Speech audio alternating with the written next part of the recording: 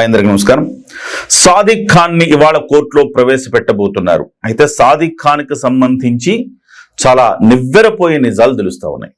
అసలు తీగలాగితే డొంక గదిలినట్టు సాదిక్ ఖాన్ నుంచి విచారణ మొదలు పెడితే దేశ విద్రోహ శక్తుల కుట్రలు కూడా వెనక ఉన్నాయి అని చెప్పొచ్చు. అంటే ఇది కేవలం ఆ నూకరాజు కుటుంబం ఆత్మహత్య వెనక దేశద్రోహ కుట్రలు లేవు. ఇది కేవలం సాదిక్ చేసిన ఒక పని. సాదిక్ లైంగిక వేధింపులు భరించలేక, బెదిరింపులు భరించలేక సౌజన్య తండ్రిని కొడుకుని చంపేస్తాం లొంగకపోతే అని అతను చెప్పిన మాటలు, వీటన్నింటికి భయపడి కుటుంబం మొత్తం కూడా ఆత్మహత్య చేసుకున్నది.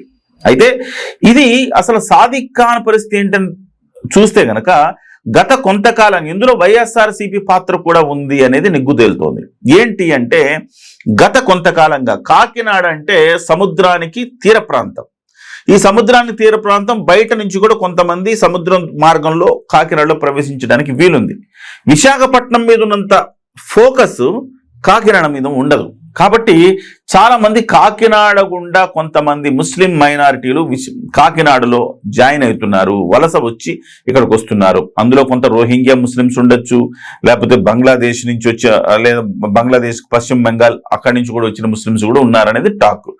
కొన్ని వేల మంది ఈ మధ్య కాలంలో, అంటే గత 10 ఏళ్ల కాలంలో, దాదాపు 10 ఏళ్ళు కాదు, ఇంతకుముందు రాజశేఖర రెడ్డి గారు ఉన్నప్పటి నుంచి చూస్తే ఈ ప్రక్రియ కొనసాగుతూ ఉంది. ఎప్పుడైతే తెలుగుదేశం పార్టీ వస్తుందో కొంత ఆగుతుంది. మళ్ళీ జగన్మోహన్ రెడ్డి మొన్న వస్తే 2019 నుంచి 24 వరకు ఇబ్బడి ముబ్బడిగా అక్కడికి రావడం జరిగింది. ముస్లిం మైనారిటీలు ఎక్కువ ఉంటే కాకినాడలో నన్ను కొట్టేవాళ్ళు లేడని చెప్పేసి ద్వారంపూడి చంద్రశేఖర్ రెడ్డి ప్లాన్.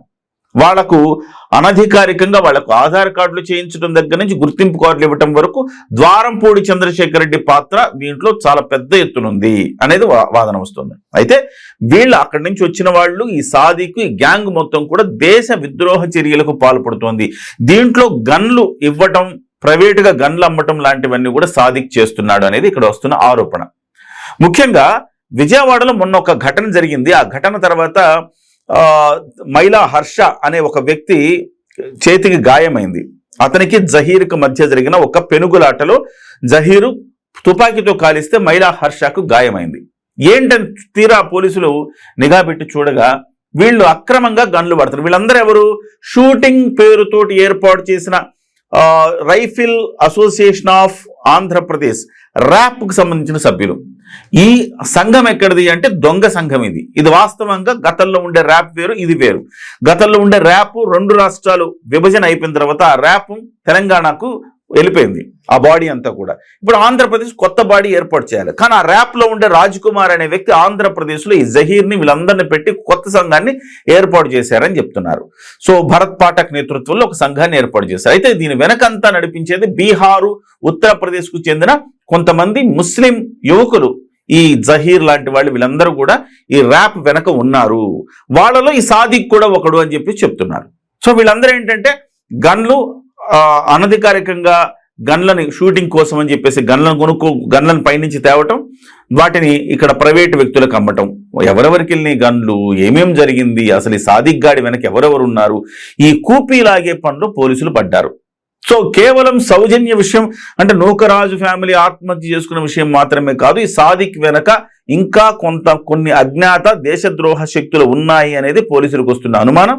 ఆ కోణంలో దర్యాప్తు చేయాలంటే ఇవాళ కోర్టుకు సమర్పించిన తర్వాత కోర్టు నుంచి మళ్ళీ రిమాండ్కి తీసుకోవాలి. రిమాండ్కి తీసుకున్న తర్వాత రిమాండ్లో వాడితో ఆ విషయాలనే కక్కించాలి. అయితే వాడు ఉత్తరప్రదేశ్ నుంచి వాడిని అరెస్ట్ చేసి తీసుకొస్తున్నప్పుడు కూడా వాడికి ఎటువంటి పశ్చాత్తాపము లేదని పోలీసులు చెప్తున్నారట. అంటే కొంచెమైనా పశ్చాత్తాపం ఉంటుంది. ఒకటి వల్ల ఒక ఫ్యామిలీ మొత్తం సర్వనాశనం అయిందంటే వాడికి పశ్చాత్తాపం ఉండాలి కదా, తప్పు జరిగిపోయిందని పశ్చాత్తాపం ఉండాలి కదా. కానీ ఇసుమంత పశ్చాత్తాపం కూడా లేని ఒక రాక్షసుడు, నరరూప రాక్షసుడు ఈ సాదిక్ ఖాన్. వీడికి బతికే అర్హత ఎలాగూ లేదు. కానీ ఇవాళ వాడిని చంపేసి వాడిని ఎన్కౌంటర్ చేస్తే తర్వాత వాడి వెనక ఉన్న టీము, ఆ గ్యాంగును బయటికి లాగడం కష్టం కాబట్టి పోలీసులు వాడి నుంచి వివరాలు రాబట్టుకోవటం కోసం ఇవాళ కోర్టుకు సమర్పించి కోర్టు నుంచి రిమాండ్ తీసుకునే అవకాశాలు చాలా స్పష్టంగా కనపడుతున్నాయి. ఏదేమైనా సాదిక్ సంబంధించే కాదు, కాకినాడలో అనధికారికంగా ఎంతమంది ముస్లిమ్స్ ఉన్నారు, ఎక్కడి నుంచి వలస వచ్చారు, వాళ్ళ గుర్తింపు కార్డులు ఎక్కడి నుంచి వచ్చినాయి, ద్వారంపూడి చంద్రశేఖర్ రెడ్డి పాత్ర ఏంటి, ఇవన్నీ కూడా నిగ్గు తేల్చాల్సిన అంశాలు. ఆ తర్వాతనే కాకినాడ సేఫ్ అని చెప్పాలి, లేకపోతే కాకినాడ కూడా మరో పాత బస్తీ హైదరాబాద్ లాగా తయారవుతుంది. ఈ ఆందోళన ఇప్పటికీ అక్కడ జనాల్లో చాలా స్పష్టంగా కనపడుతోంది. దీన్ని పవన్ కళ్యాణ్ గారు ఎస్పెషల్లీ ఆయనకు సంబంధించిన పార్లమెంట్ నియోజకవర్గం కాబట్టి పవన్ కళ్యాణ్ గారు దీని మీద ఒక స్పెషల్ ఫోకస్ చేయాల్సిన అవసరం కూడా ఉన్నది.